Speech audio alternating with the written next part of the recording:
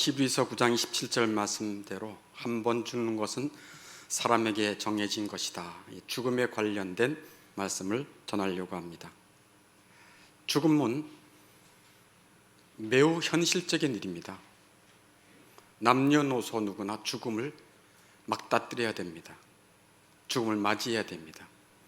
그러므로 죽음에 관한 말씀은 새해인데 죽음의 말씀을 벌써 3주째 하시네, 이런 사람들도 있을 것 같은데, 죽음이 현실이에요. 그래서 죽음에 대한 말씀을 듣는 것은 은혜인 것입니다. 죽음을 피할 수 없잖아요. 그리고 죽음만큼 영적인 것이 없어요.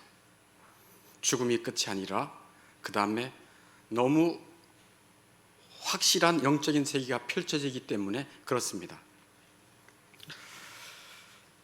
사람은 남녀노소 누구나 한 번 죽습니다. 노인만 죽는 것이 아닙니다. 그렇지만 일반적으로는 이제 노인이 되면 죽지요. 지난주에 말씀드렸다시피 노년기는 인생의 모든 불행을 한데 담아놓은 그릇과도 같다, 이렇게 말씀드렸어요. 인생의 모든 불행을 한데 담아놓은 그릇과 같은 것이 이 노년기예요. 우리 교회 교우 가운데 박정순 교우가 있는데 코로나가 걸렸대요. 제가 전화로 위로하고 또 이제 격려해 줬는데, 저한테 그럽니다. 목사님 80 넘으니까요 매일 아파요. 지난주는 독감 때문에 너무 힘들었는데요, 이번엔 코로나래요. 제가 기저 질환이 있잖아요. 그래서 특별히 이런 약을 안 먹으면 안 된다고 그런 약을 다 받아왔어요. 너무 힘들어요, 목사님. 오랫동안 고통을 견디다 보면 자연히 어서 죽어서 모든 고통에서 벗어나고 싶다라는 마음을 갖게 됩니다. 그런데 죽는다고 모든 고통에서 벗어나는 것은 또한 아닙니다. 오늘 성경에서 말하죠. 한 번 죽는 것은 사람에게 정해진 것이요, 그 외에는 뭐가 있다고요? 심판이 있다 하고 말씀해요. 죽음만이 끝이라고 한다면 죽음 두려울 거 없습니다. 왜? 그걸로 끝이니까. 죽음이 정말 무서운 것은 죽음 이후에 심판이 있기 때문에 죽음을 누구나 두려워하는 것입니다. 영생복락으로 들어갈 것인지, 이 세상과 비교할 수 없는 지독한 지옥 고통으로 들어갈 것인지, 둘 중에 하나예요. 다음 주에는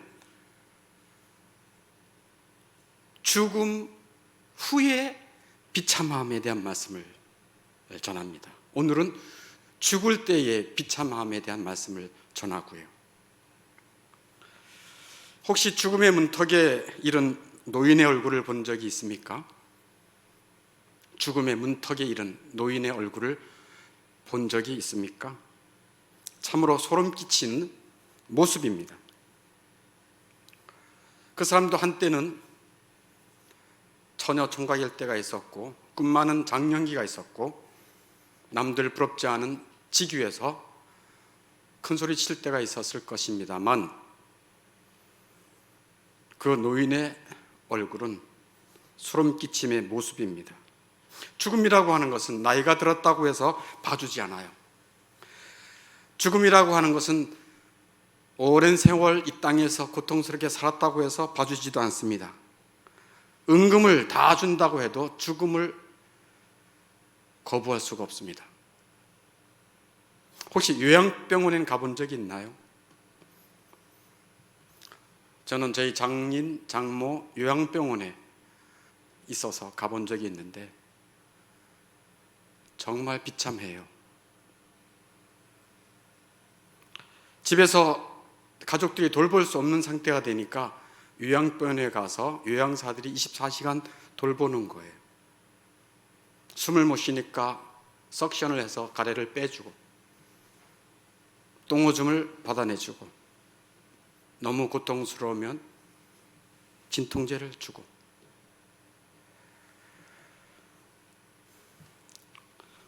숨이 끊어지지 않은 채 오랜 동안 고통당하면서 힘겹게 죽어가는 노인을 생각해 보세요.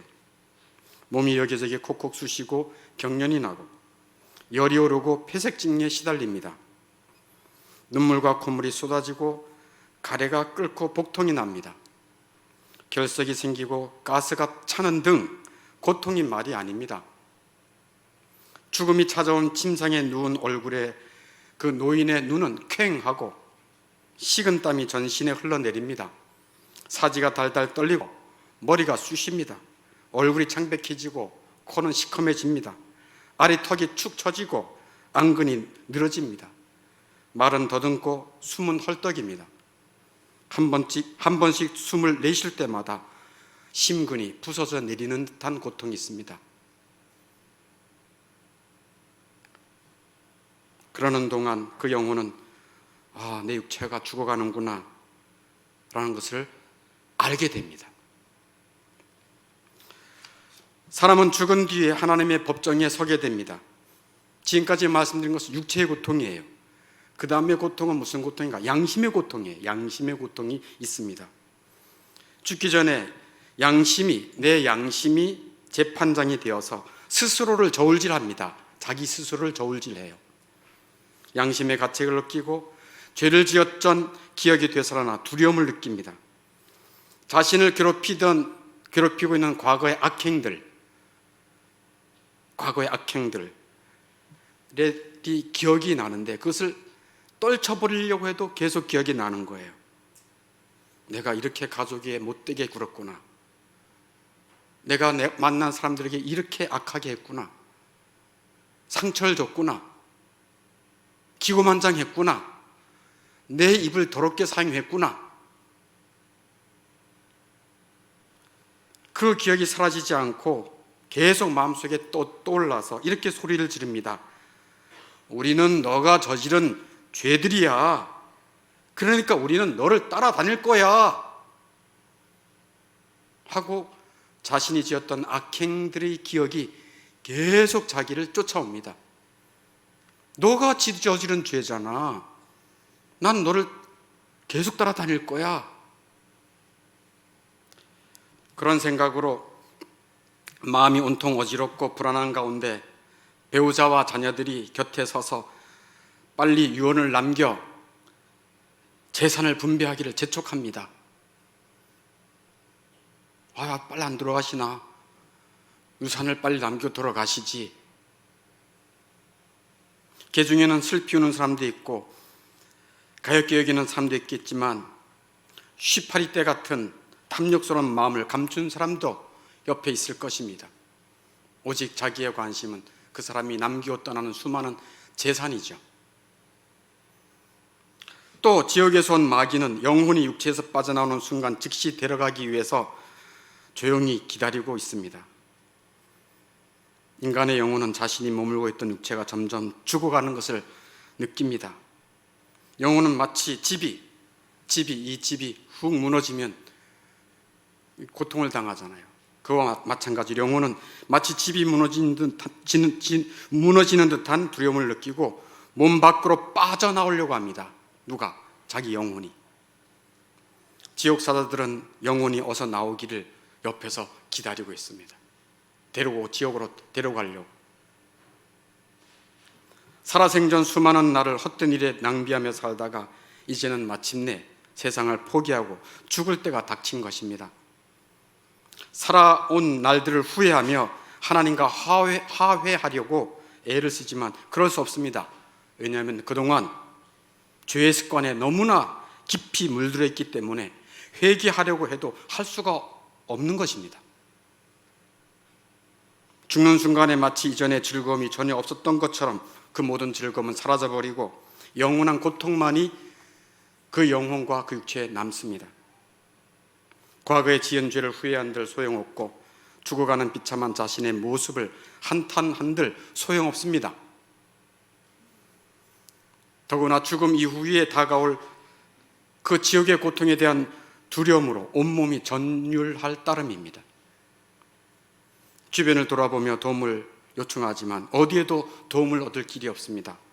친구도 없고 아무런 도움이나 위로를 받을 수 없는 자신의 비참한 모습을 보고 그 영혼은 결국 내 영혼이 영원한 고통으로 빨려 들어가겠구나 라는 것을 깨닫고서야 모든 것을 포기합니다. 그제서야. 그리고 그의 마음속에는 비탄과 슬픔만이 들끓습니다. 그리고 혼자 이렇게 중얼거릴 겁니다. 혼자 이렇게 독백을 할 것입니다. 어떻게? 나는 이제 비참히 죽는구나. 사망의 물결이 나를 에워싸고 불의의 창수가 나를 두렵게 하는구나. 이제 첫째 사망과 둘째 사망의 덫이 즉시 나를 낚아채 버리겠구나. 사망이 사정없이 달려들어 나를 죽이겠구나. 하나님이 무심하게 나를 버리시고 긍휼을 모르는 마귀가 나를 데려가려고 기다리고 있구나. 하나님의 말씀을 전하는 설교자들이 이런 비참한 날이 오리라고 그 얼마나 경고했던가. 그 말을 전혀 귀담아 듣지 않고 무시했던 것이 후회스럽다. 이거 좀 이따 보여주시고요. 그리고 이렇게 고백합니다. 내가 자랑하던 좋은 집과 좋은 옷이 다 무슨 소용인가? 그 맛있는 음식들이 이 순간에 다 무슨 소용인가? 그동안 재물을 모으려고 애를 써왔을 뿐 내 양심을 위해 아무것도 한 것이 없구나. 지금까지 누려왔던 즐거움을 다 합치더라도 이 고통에서 조금도 위로받을 수 없는 나 자신이 참으로 한심하구나. 내가 누린 쾌락은 일시적인 것이고 이제는 다 사라져버렸어. 이제 영원히 끝나지 않을 비참한 운명에 처하게 되겠지. 이제 잘 들으세요. 하고 비탄의 소리를 지르고 여러 가지 악한 일들에 써버린 시간들을 성경 읽기와 설교 듣기, 성찬 참여와 기도, 회개와 금식에 사용하여 내 영혼을 준비했더라면 지금쯤 영원한 구원의 소망을 확신하며 기쁘게 세상을 떠날 수 있을 텐데, 인생을 다시 한번 살 수 있다면 얼마나 좋을까? 그럴 수만 있다면 세상의 모든 헛된 것을 경멸하고 경건하고 거룩한 삶을 살고 교회에 자주 나가고 주일을 성수하며 살 텐데, 그렇다면 다시 산다면 사탄이 아무리 세상의 모든 부귀영화를 준다 해도 이 마지막 운명의 시간을 예상하며 그 속임수에 넘어가지 않을 텐데,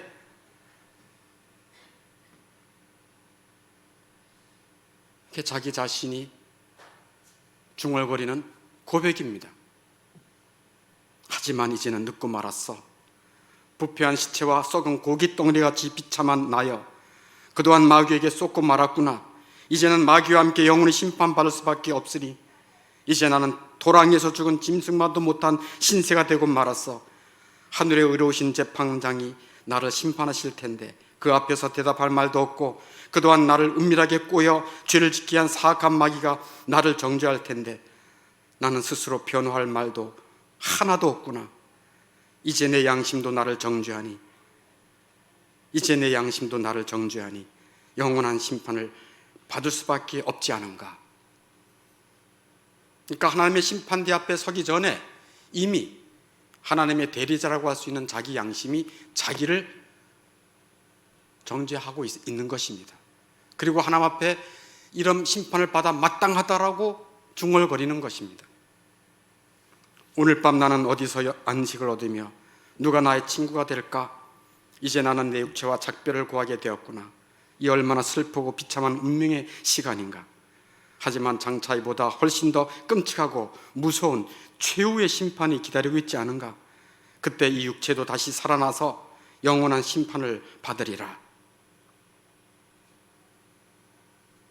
그 영혼은 짐승이 아니기 때문에 영원한 심판에 대한 직감이 있는 것입니다. 왜 이 세상에 많은 사람들은 믿는 사람이든 안 믿는 사람이든 죽음을 두려워할까요? 왜 죽지 않으려고 그렇게 발버둥을 칠까요?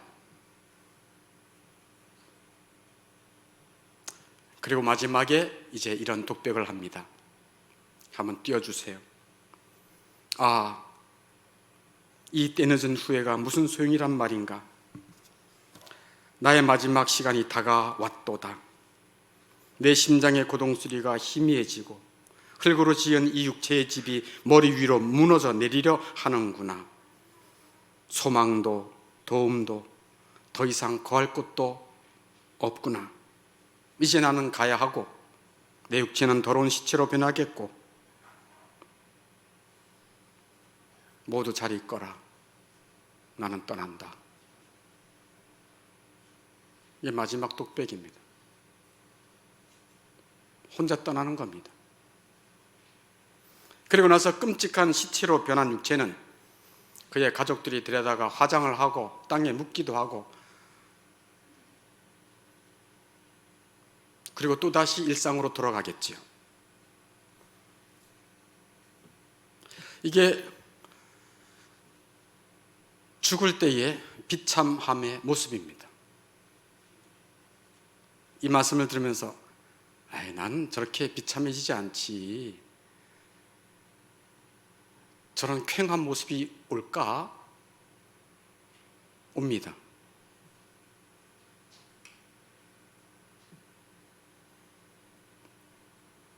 저는 날마다 경험해요. 우리 모친 97세예요. 본인이 몇 세인지도 몰라요. 오늘 아침도 새벽에 있나 울음소리를 들었어요. 힘든, 남은 생의 힘든 고뇌의 소리. 그게 현실입니다.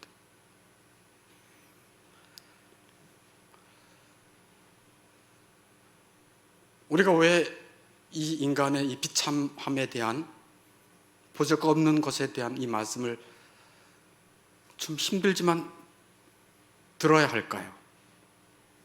그래야 우리가 겸손해집니다. 우리가 보잘것 없구나. 지금은 건강해서 멋있는 옷 입고 자신만만하게 살지만 이것이 인생이구나. 그래야 겸손해져요. 그래서 하나님 앞에 하나님의 은혜를 구하게 돼요. 그리고 다른 사람을 불쌍히 여길 수 있는 것입니다.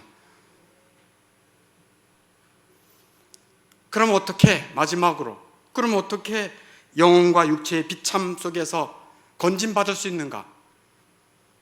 어떻게 이 영혼과 육체의 비참 속에서 건진받을 수 있는가? 구원받을 수 있는가?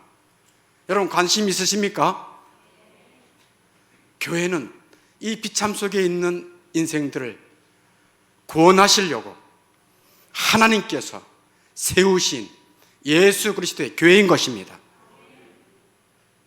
어떻게 이 영혼과 육체의 모든 비참에서 건진받을 수 있을까?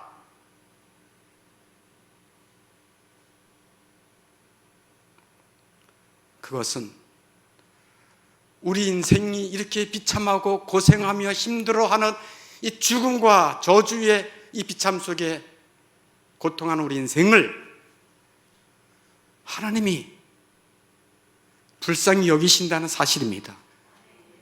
아니, 사랑하신다는 사실입니다. 로마서 5장 6절, 우리가 연약할 때 사랑하셨고, 우리가 죄인 되었을 때 사랑하셨고, 우리가 하나님과 원수되이 행할 때에도 하나님은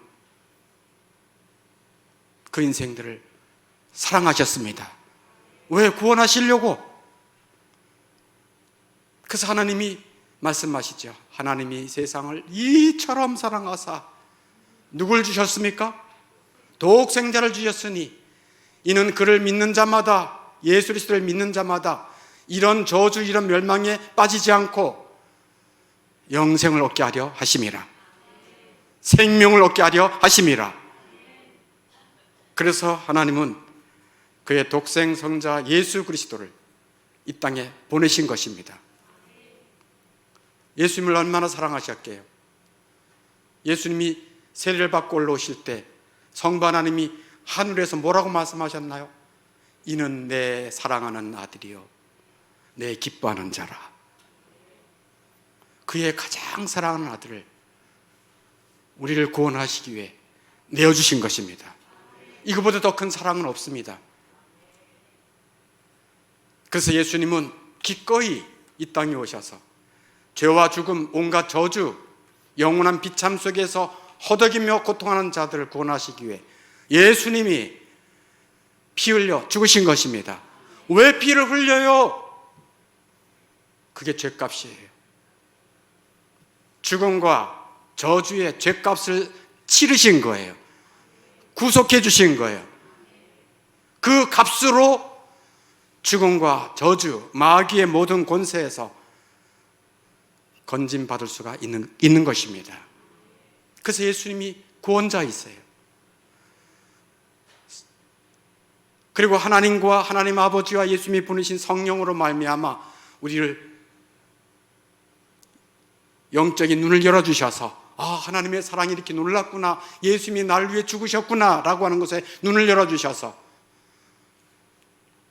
하나님의 은혜와 사랑을 알게 하십니다. 예수님만을 붙잡으면 되는구나 라고 하면서 예수님의 옷자락을 붙잡는 믿음을 발생케 해주시는 분이 성령이신 것입니다. 그래서 구원으로 이끌어 주시는 거예요. 예수님을 믿고 구원 백성 된 사람도 죽음의 이 과정을, 비참함을 벗어날 수는 없어요.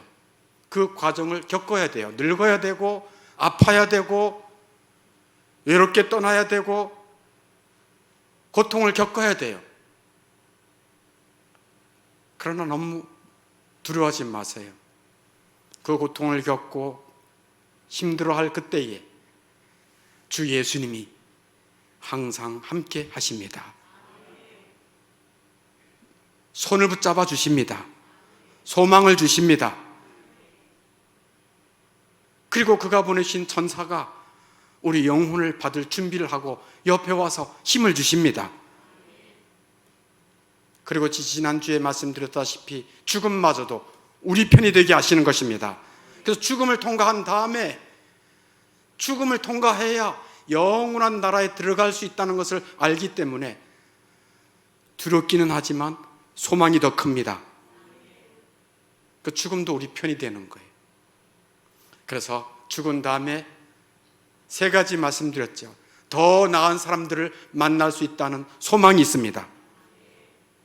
그 천력정을 보면 천력정 마지막에 그 크리스찬이 죽음의 강을 넘어서 천국 거의 입성을 할 그때에 되게 재미있고 아주 흥미로운 그 것이 기록되어 있어요. 그리고 그림도 이렇게 있는데, 누구냐면은 에녹하고, 에녹 알죠? 죽음을 보지 않고 천국 간 에녹하고, 다음에 모세하고, 다음에 엘리야가 이 창문 너머로, 이 천국 창문 너머로 저 크리스찬이 온다 하고 쭉 내밀고 기다리는 모습이 너무 인상 깊어요.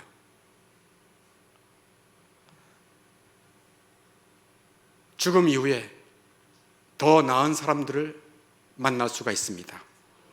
얼마나 소망이 되겠어요. 죽음 이후에 더 나은 곳을 갈 수가 있습니다. 그곳은 죽음이 없습니다. 죄가 없습니다. 질병이나 고통이 없습니다. 눈물이 없습니다. 마귀 유혹도 없습니다. 그러니 얼마나 기대가 돼요. 세 번째는 더 나은 영혼 상태가 되는 것입니다. 이 나의 영혼의 상태, 내 인품이 그리스도를 닮아서 영원하게 되니까 그리스도를 닮은 인품, 대표적인 인품이 뭐죠? 온유와 겸손, 그리고 사랑이 많은 그 영혼의 상태로 변화되니 얼마나 기대가 됩니까?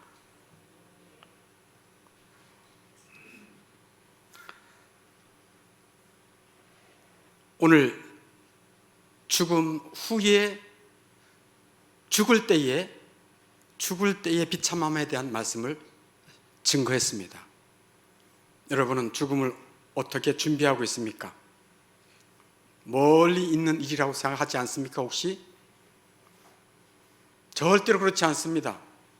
태어나는 것은 순서가 있지만 이 세상을 떠나는 것은 순서가 없다는 것을 제발 기억해 두시길 바라요. 이 세상에 사는 것의 비참함 지난주에 말씀드렸고, 죽을 때의 비참함 오늘 말씀드렸고, 죽음 이후의 비참함 세 가지를 말씀드리고 있는 중입니다. 이런 비참함에서 우리 인생을 구원하시고 비참함 속에서 하늘의 소망과 즐거움을 줄 수 있는 것은 오직 성삼위 하나님의 구원의 역사입니다. 그 구원의 은혜가 이 산에서, 이 교회에서 여러분의 심령에 그리고 여러분의 가정에 임할 수 있기를 주님의 이름으로 축원합니다.